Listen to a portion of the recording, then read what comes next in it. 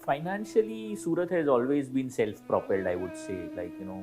We see a lot of cities that have been helped by the government, by the system to kind of, grow and all. But Surat has more or less have been always kind of a self-propelled one. I think some or the other where even again the sense of belonging kind of starts coming in, because if you have good art pieces in the city, if you have good uh, uh, open and the common spaces, public spaces in the city, you also feel proud about those things. All the artists should kind of start coming on the platforms like this, and I think that way social media on the positive side is also helping a lot in terms of reaching to different kinds of people.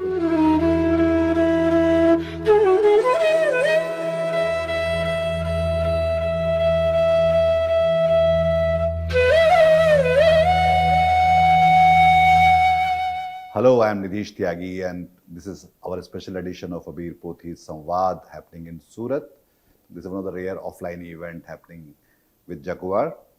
And today we have architect Vishal Shah with us, who is both, who is an architect, practicing architect, and as well as a teacher. And I look forward to have a very interesting conversation with him. Welcome, Vishal. Thank you very much, Nidhish. So we start with, we are talking about Surat and the layers of Surat, and you have been, and you teach about it and you also practice. So how do you see Surat as in layers of it, and then how, and keeping it functional, this whole madness of this city, it's a very thriving city, it's one of the fastest growing city in the world, lots of migration, lots of industry, and then how do you see it? How do you paraphrase this city? Uh, I would say that as you mentioned, it's a very very layered city, and every era there has been some or the other additions that have kept on happening to Surat. It started as a small city, and because of the vicinity to the sea and a large river estuary, it started trading with a lot of countries around Asia and Europe and all these places. And that's why we get this name Choriasi, which is 84, the Gujarati of 84. And we have a place which is called Choriasi. And it is said that there are 84 countries used to trade with Surat. And it's not only about trade, or it's not only about finance, but it's about the cultures that these trades bring to Surat. And that's how, you will see a lot of these layered influences of various places, whether they are Middle East, whether they are from the eastern part of the world, or Europe, or all these places. And this was in a way for a long time the gateway to the Indian thing. And that's why, when we come to Surat, we'll find that these influences also gets translated into the name of the places, the type of buildings and architecture and art that you see on those buildings, which are very layered and very very combination of things. So normally when we see inland cities and all, which are not so much influenced by trade or trade routes, or influence of different kinds of cultures, you will find that there are very specific styles that you will find. But here in Surat, you will find a combination, or rather a melange of all these things, a fusion of things, whether they are Indo-Saracenic, whether they are the colonial and the local mixing up. So a lot of institutions that were done during the colonial times, you will find that you'll have those colonial features also, and something which is very specific to the region's climate and culture and the workmanship also.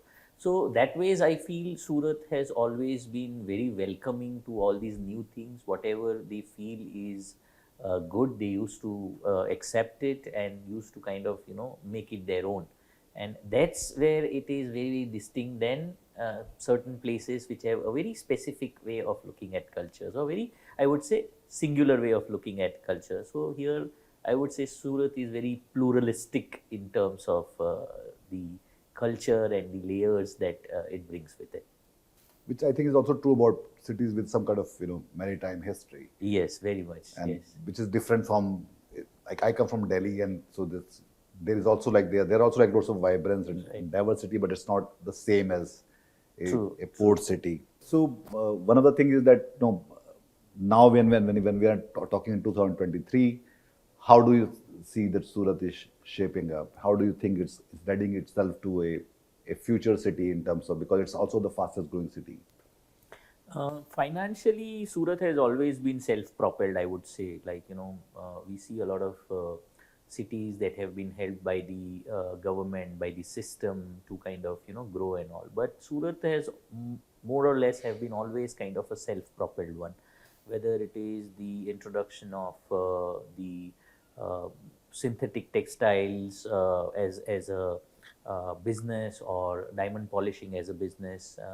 It has always been, and of course, because it was quite open to accepting people also, and mingling with people also, you'll find a lot of migrants communities and larger communities that are kind of coming from specific areas and indulging into specific trades, like diamond. You will find mostly North Gujarat people and the Saurashtra people coming, and Also, people from Odisha, they come here for diamond. for diamond. Yeah. For diamond. So the polishing and all these things is mainly by the Saurashtra people and the North Gujarat people, and they come also as as trading for that. When you look at textiles, you will find that all these North Indian states, you will have a lot of workers that are coming in, and you will find a lot of Rajasthani and Marwadis from different parts of India coming in as the traders. So you'll find that, and of course the local jari business, which also got translated towards textile a little bit. So you'll also find local people over here also. So in the new times, because diamond and textile are the two major things that propels the economy, the growth has also been like that. So for almost now 40 years, that's almost around 4 decades, Surat has always been featuring as one of the fastest growing city in the world, with one of the highest decadal growth rate. What it has brought is a lot of financial progress, but at the same time, it has also brought a lot of complexities in terms of migration, in terms of handling with the civic services, a lot of things which are related to the management of the city, and so on and so forth. So initially, it faltered in handling all these things, and in a way, the so-called plague and the floods, which were there as a part of the 1990s and the early 2000s, were kind of a wake-up call for the city. And then the city administration and even the people, they kind of took things in their own hand, and now you can see that it has now become a beacon of a torchbearer of good governance, of cleanliness, of implementing reforms that are being expected by the national policies and all those kind of things. So too much of things that you will always see happening in Surat. So it is always, and this has been the character of the city from the beginning. It has always been very, very thriving and never sleepy town. One of the things which I was want to talk about is this whole, the whole aesthetic of public spaces, because when you are actually managing such a huge population, you said 7.5 Million. millions. 7.5 million, 75 lakhs, Yeah, almost. 75 lakh people living here, which is like again a kind of bigger than probably a metropolitan, and do not seen as a one of the 8. I mean, it's not in the Right. top 8 metropolitan cities. Yes. So, so one is this public space thing, that how do you think about the aesthetic of public spaces and vis-a-vis managing this demographic of lots of migration and people coming in, the whole industrial complexes of the city. So there are two parts to this entire thing. One is because it is predominantly migration population that resides in the city of Surat. We normally see this time lag, because the first generation always is basically inclined towards making a living, rooting themselves over here, so on and so forth. And then the second and the third generation, they actually start contributing to the city for its well-being, because those are the people who are actually kind of maybe brought up over here or even born over here, the second and the third There is generation. a sense of belonging. So now. the sense of belonging that starts coming in at that, so it kicks in at that point in time. So that is one reason I feel a lot of time the commons, as we say, the Yes. common spaces are not that much qualitative. And since last 20 years, we have been also trying to do that. Like, when I came back to Surat, in fact, this is something which is very personal as a story, that some or the other, Surat was the reason that I came back. Is from after studying in Ahmedabad, I was already having a lot of offers to work with people, but I came back to Surat because I wanted to do something for the city of Surat, and from there the journey of resurrecting the lake of Gopi Talav started, which was also one of my academic projects, and that was basically to bring this commons, the art. Reclaim the commons. Yes, to claim the common and to provide people or give back to the people these kind of very qualitative public spaces. Like this was, of course, Gopi Talav in 16th century was also done as a public works project during a time of drought, and the Malay Gopi, who was one of the traders, a very prominent figure of Surat, he commissioned this project so that he can employ people who were not having any work, and was also preparing for that whenever it rains, water can be collected into this place. So that's how these public spaces started kind of building up. And same is the case with whether it is the Bowries or whether it is the stepwells that we see, especially in the northwestern dry areas and all. This prominently was a perennial area with good rainfall and rivers and all these water bodies. So it never had that kind of problems previously, but because this thing happened in the 15th century and 16th century, the birth of this large open space and commons started happening. And then, of course, there were a lot of political and geopolitical things that happened.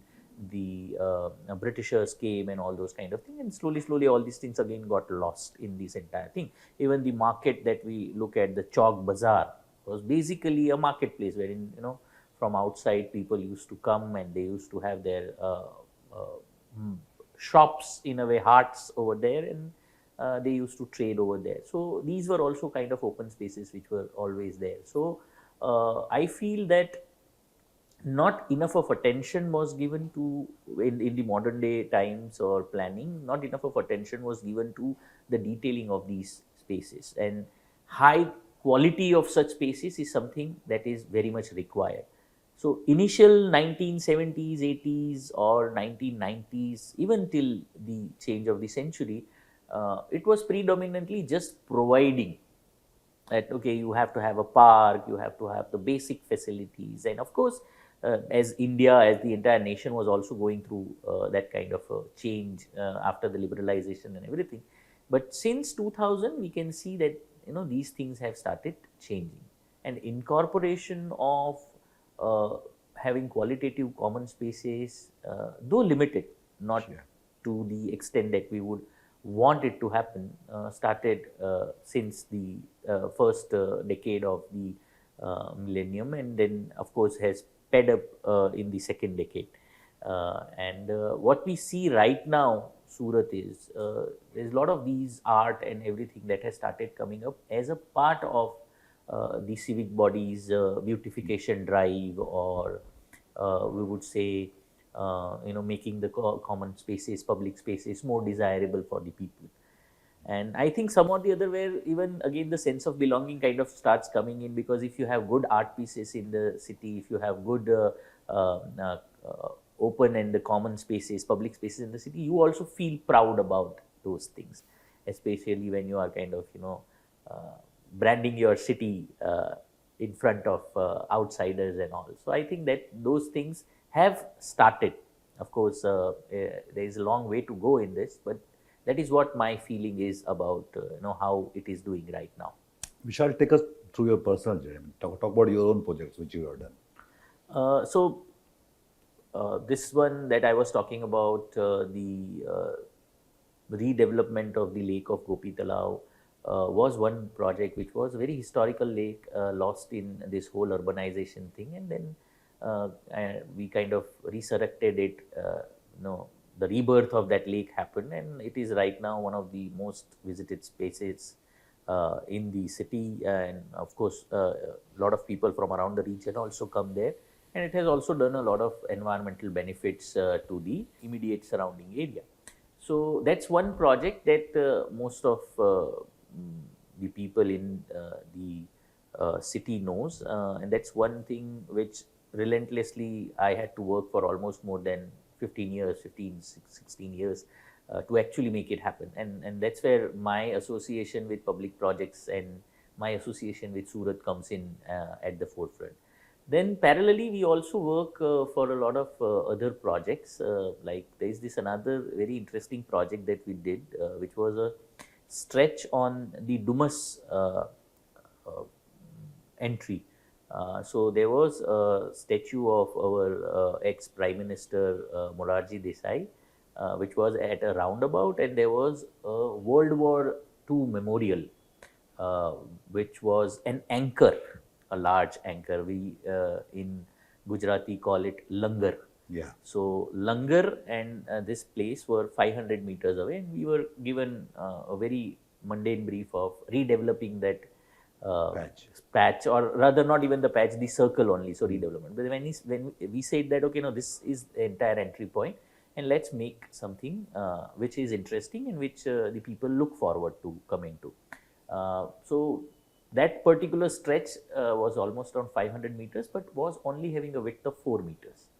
So what we thought that let's make some very interesting art installations over there, and then we kind of went into the history of Dumas and what should we represent over there and all. So the fishermen community, which is the predominant community of that place, so we started kind of taking objects like boats and oars and waves and those kind of things, and we started creating installations that were interactive.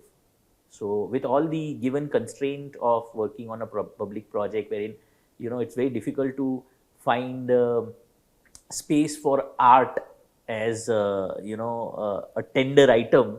Yeah. So we had to work the other way around. So we designed things, and then we kind of thought that, okay, where does this fit in terms of in a very mundane kind of a tender process. And then we kind of started kind of detailing those things. So that is another very interesting project wherein we have multiple installations which have become photo ops for people to be there. So in fact, when we were doing a small interview session over there, just recording about the experience of the project, we had a group of people who came from the fishermen community, and they were all dressed up, and they were all health enthusiasts, and all dressed up in their um, gym clothes and all. And we just curiously asked them that what are you guys doing here, why are you all in the same clothes and all. So they told us that this was the first time that we have been represented in a public space, Wow. and this, there is nothing written over there, or nothing is there in terms of explanation of all these things as a write up, but common people could feel that. So we were also quite surprised, and we were happy that, okay, the message that as designers we want to give, or the purpose of the arts and the installation that is there to kind of connect to people, has been served. And acknowledge them that they were Yes, part of yes. the, history Yes. and the city. Yes, exactly. Because as you were talking about the maritime thing, fishermen and sailors and traders have been the backbone of the making of the cities. And over a period of time, they kind of are maybe traders still kind of evolve a lot, but fishermen and sailors and all these people, they were kind of in a way marginalized and Left behind. left behind kind. So here they get a representation. So I feel that in public spaces also this kind of things makes a big difference. So since you have asked me about projects, so this was another project where we were able to do that. And similarly, a lot of public projects we have been doing, and we try to bring in this qualitative aspect into that we need to deliver qualitative public spaces. As far as the private projects are concerned, wherein we are making bungalows, or apartment interiors, or even institutional building, there it kind of becomes more specific to the user, more specific to what you want to represent as a family or as a trust or as an institution. So there we kind of bring a lot of artwork, and we tie up with a lot of artists as an integral part of our design process, and not something that comes at the end. So, Yeah, that is the so other it's kind not of something wherein it is just for decorative purpose, but also has to have some sort of a meaning. true. The other thing which I wanted to ask was, how Surat, or I mean these new cities basically. I mean, Surat is not a new city, but new in the sense that they started from a non-metropolitan kind of a space and now aspiring to be, one of the global address. So there's always this fine balance between retaining that old thing, Yes. character, and then also being relevant in this globalized kind of part of the global village kind of a thing. So how is that happening in Surat? Uh, this is one of my favorite phrase, which is change and continuity. So I think both these things are very much important for the vitality of any city. So you cannot be so stagnant that you are museumized, and at the same time you cannot be so non-conforming to what you are, and you are completely lost or uprooted from what you were. So there has to be certain things that needs to be carried forward, and there's certain things that needs to change with time for the purpose of relevance. So I think Surat comparatively is doing that quite in a balanced way, is what I feel. So the what it is retaining is this openness, is this absorption of culture, is this absorption of new things, but still it retains its small city character or a small town character, wherein everyone types. Yeah. Though the population that we are talking about, 7 million odd people living in there, is not the kind of population wherein you can know each other. But still, when we look at the community, it's quite a close knit It's community. not like alienated and yeah. Yes, yes. So, of course, there are challenges because there are different communities, different region people who are kind of living over here. But some or the other, how the what we say, the tasir of this place is such that everybody starts kind of melting into this spot. So that is where I feel Surat is trying to strike a balance between the change and the continuity. The change that is happening is, as I already mentioned, that the governance part, the self-propelled economy part is trying to kind of bring that change from within.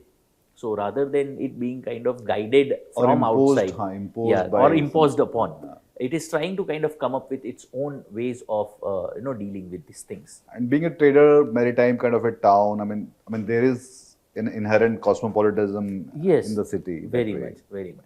Yes. So that is where I feel Surat has always been like, if you see the development of Surat that has happened after 1970. So for a long time it was constrained within the old city, which is approximately around 8 square kilometer of an area, and then in last 50 years, if you see, it has kind of now almost 50 times of what it was. So that's how the speed of development has happened, both in terms of its area and both in terms of its population. So I think this explosion, and there is always a debate that also keeps on happening, that what is the optimum size of a city that has to be there? Should it keep on ever growing? So I Or should feel the same city be ever growing, or should we have like more cities more which are like cities, coming or up and with yes, their own, yes. everything is spaced out. So I feel now Surat is at that point wherein it has to think of that. So But as an urban design expert, what do you think about it? I mean, I think India has that problem. I mean, we don't actually have. I think with the townships which we had, like, yes, I come from Chhattisgarh and I lived in Chandigarh and Bhilai and right, Rourkelas of the right. world. And there are not many new cities coming in, and that kind of builds lots of pressure on, The a city like existing Surat. ones, And yes. so each city becomes bit of, there are not too many places to go, and yeah, that way. uh, and the dichotomy of this whole thing is that there are cities within the cities. True. So, when the cities become so large, you are only concerned about a certain part of the city. All your references and everything are in that part of the city itself, whether it is your friends, your family, your schools, your, you know, anything. And like, the way you go once in a while, once in a month to a different city, similarly, you go to a different part of the city. So, that's also there. So, personally, when you are asking my advice, I feel that there has to be a certain size of the city beyond which the physicality of the city should not grow. The solution of it, I am right now not very sure. No, I think like Chandigarh and Bhilai, these were like great examples Yes. in terms of almost everything. When the new middle class, the cosmopolitan middle class came from these places. At the same time, they also like they were a bit of an imposition in terms of returning the or reclaiming the old culture and the continuity of those things. But clearly, I think that is one thing which India has not like really considered much. Right. I think post 60s probably. But then that's adding too much of pressure on cities. You're also a teacher, so tell me about what do you teach and how, and we're talking about integrating different uh, disciplines into architecture and design. So, I have been teaching since a very young age, and initially, of course, it was more about those one-to-one things with the students, and also keeping myself updated, challenged with the kind of new ideas that the students come up with, to kind of also keep up in terms of pace, in terms of technology, in terms of new things that are coming in. So initially it was much more of that, but of late, since last 5-7 years, it has been more about pedagogy. It has been more about molding the entire system, especially of education, that how we can still keep it relevant. And that's where this whole idea of cross-disciplinary learning, interdisciplinary learning, transdisciplinary learning kind of comes in. And that's where as a teacher, as somebody who um, is also working towards the systems, we felt that we need to bring in more disciplines, and it should not remain in terms of a silo.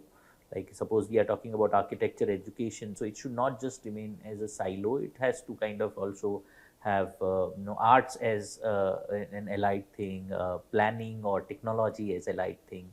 And that's why since last 3-4 years we have been actively trying to do that, and have been doing multiple courses and also fusing them together in terms of their learning. And we are seeing some very uh, promising outcomes of that, wherein the students have started also becoming more open to new things. And as we are seeing that there is a big change that is happening in the way we uh, I would not use the word practice, but the way we do any occupation or any profession, it has changed a lot. It has come out of, or it is almost out of this whole silo uh, mechanism, wherein if you are an architect, you are only supposed to do this. If you are this, you are only supposed to do this.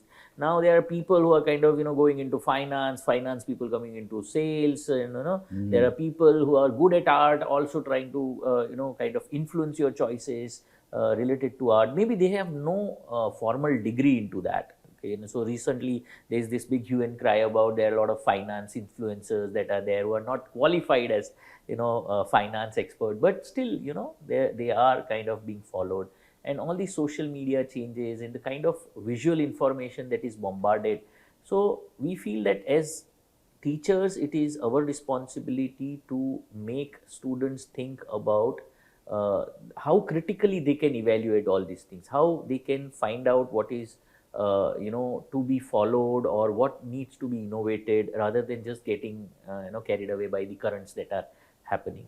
So rather than, and of course, now when information is available at fingertips, nobody is going to come to colleges or formal education for information. They are going to come to understand or to learn how these informations can be applied or how they can be critically Experiential knowledge. yeah, so experiential knowledge also, and how this can be critically transformed into something that can innovate or can change the world.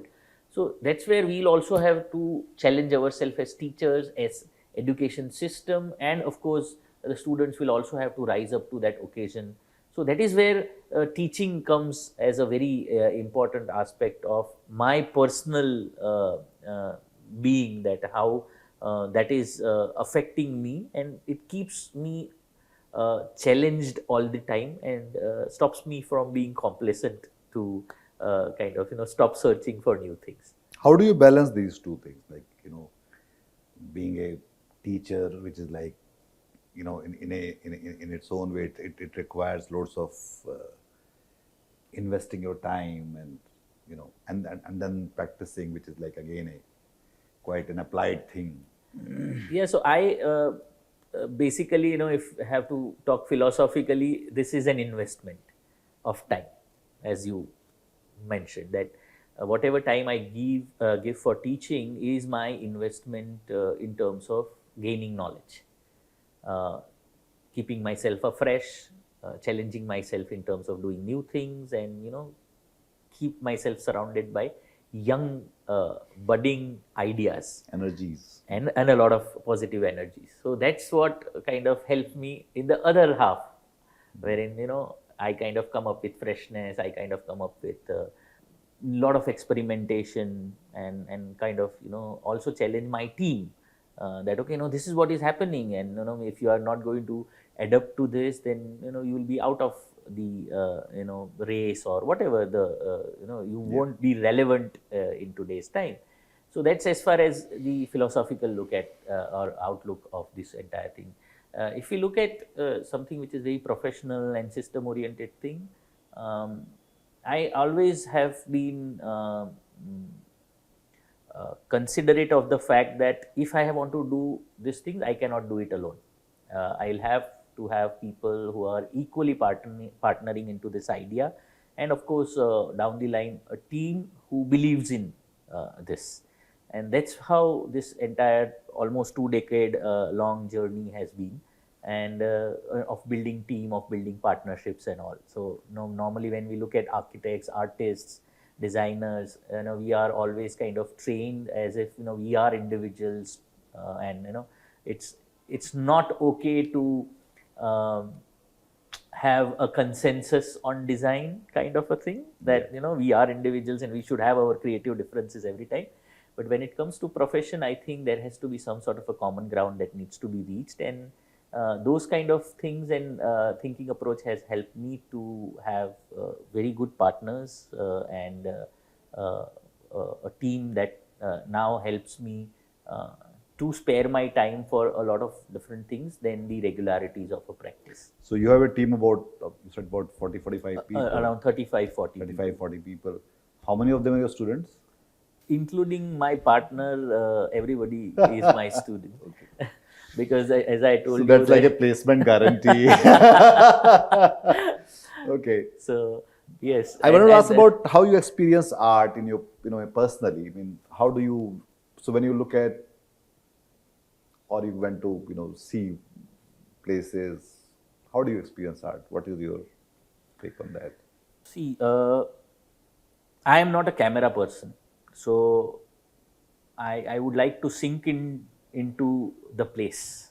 So rather than clicking things, I would want to kind of soak in things. So that is my way of looking at things, and that's why a lot of my experience and my references, they come from the travels that I have done, whether it is in India or abroad, and normally even the family vacations are in a way done in a fashion that you get to see more and more new things, you get to soak up into the culture, the food, the place, the people, and all those kind of things. And some or the other, how these learnings, they come from there. And so is the essence of aesthetics, is what I feel, that a lot of our work are influenced by people or architects like Geoffrey Bawa from Sri Lanka, and even so we like works of Geoffrey Bauer also, and we like the works of Corbusier also to a certain extent. Both of them used to employ art in a very different manner, but both of them used to have the art as a part of that. But why we say that, okay, we are more influenced in terms of the process, not as the final product, but the process of Geoffrey Bauer is these things were an integral part of the design process. So even if he wanted to do colors of the interiors, or kind of design ceiling, so he had these artists with him whom he would give this, that okay, this is a blank thing, this is a sketch, that is the space. Now please, you add your colors to it, you add your art to it, and make it a part of the process of the designing thing. So it's not something that is kind of stuck from above as a later addition. So that is where our references also comes in. So whenever we also design, we always kind of take this as an integral part of the entire process. There are a couple of artists, couple of people from the art field who are kind of an extension of our office. So whether it is textiles, whether it is paintings, whether it is metal art, whether it is anything that has to do, even lighting and all also. So from the very beginning, we get into that mode. So they become a part of our interior design or the space design concept. So that is how the practice looks at art, and the practice looks at the processes that are there. So Vishal, Abir Pothi is also like a kind of one of the good ports for lots of young and emerging artists. Abir India Foundation works for most of the artists coming from hinterland. Right. So what do you tell them? Being a practicing architect and a teacher who's trying to integrate art into architecture and design. So what do you tell them how do they kind of, find more takers like you? How do they find people like you? I think one thing that is there, and what even I was explained about Abir Pothi and this whole reaching out to masses is something that all the artists should kind of start coming on the platforms like this. And I think that way social media on the positive side is also helping a lot in terms of reaching to different kinds of people. Like you will see, of course, that's only the start point of it, but at least it gives you that start point, reaching to multiple getting number that of entry point. Yes. Yeah. Okay. So I think that is something that they should start doing, because that's how most of us also get our information from, and I think that is how a lot of integration will start happening across, like what I was talking about in terms of education, that the students from different fields, when they study together, they start kind of creating new things. Similarly here also, the professionals, the artists, the designers also have to come together in this creation process. Yeah, this whole cross pollination. Yes. Yeah. So then everyone will start kind of influencing each other in a positive manner, in a creative manner. So I would suggest that more and more people should kind of start getting into this kind of collaborative working.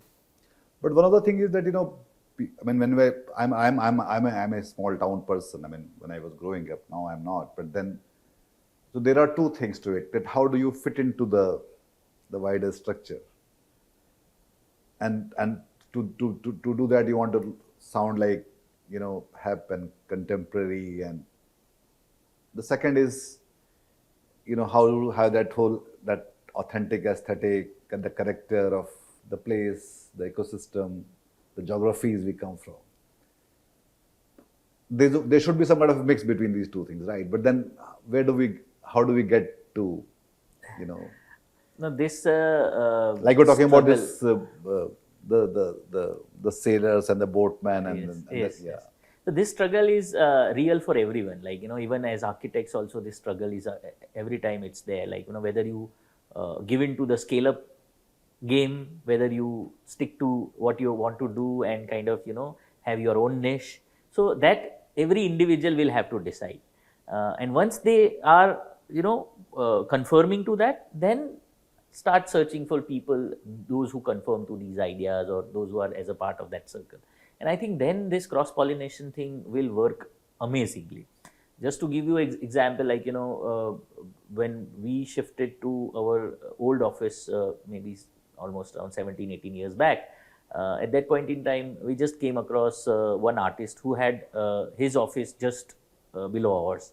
And that's where we actually first met, and just by the virtue of being in the same place. And then we started kind of interacting. And so slowly, when you start kind of exchanging ideas, we thought that he is a very integral part of our design. He can become a very integral part of our design process. So whether it is paintings, whether it is detailing out certain surfaces or doing something in metal, we appoint him as a part of our team whenever we are designing. Yeah.